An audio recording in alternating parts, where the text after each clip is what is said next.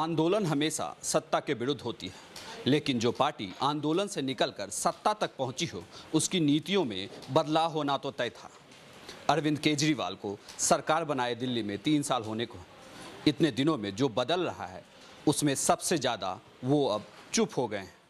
भारत माता की, भारत माता की। इस उद्घोष के वक्त आंदोलन कर रहे थे केजरीवाल और ईमानदारी की कस्में भी खा रहे थे, लेकिन आंदोलन से सत्ता क्या पाए, नीयत से ईमानदारी और मुंह से बोली दोनों ही छिन गई केजरीवाल से। आरोप अपने आप लग रहे हैं, लेकिन मुंह पर 2 करोड़ की ऐसी चुप्पी साधी है कि मुंह खुल ही नहीं रहा। कुछ बातें कहना चाहता हूँ। मनी लॉन्ड्रिंग के मामले में, ब्लैक मनी के मामले में कई ऐसे जानकारियां हैं सत्येंद्र जैन जी के बारे में जो सबको मालूम है। किस प्रकार से जमीनों का मंत्री रहते हुए और मंत्री रहने से पहले किस प्रकार से बेटी को और रिश्तेदारों को पदों पे रखा गया।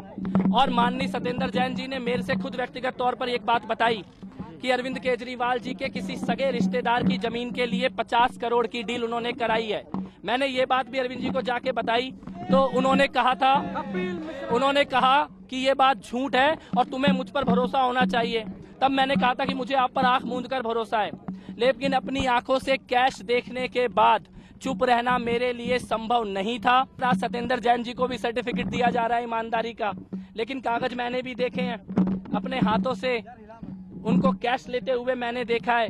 और कैबिनेट में 2 साल होते हुए ऑन रिकॉर्ड दिल्ली के उपराज्यपाल महोदय को बयान देकर आया हूं।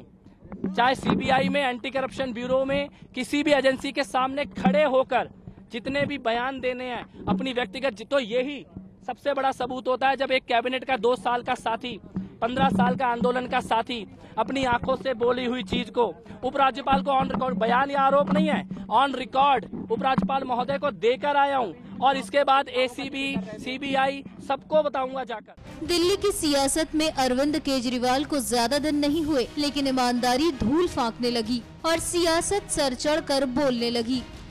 आम आदमी का राग गाने वाले केजरीवाल में आम आदमी जैसा कुछ भी नहीं रह गया है।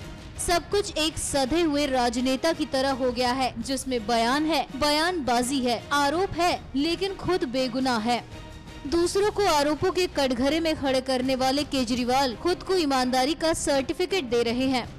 पार्टी में भी जिसने विरोध में मुंह खोला, उसे बाहर का रास्ता दिखा दिया। आवाज उठाई तो पार्टी से बाहर कर दिया जा रहा है।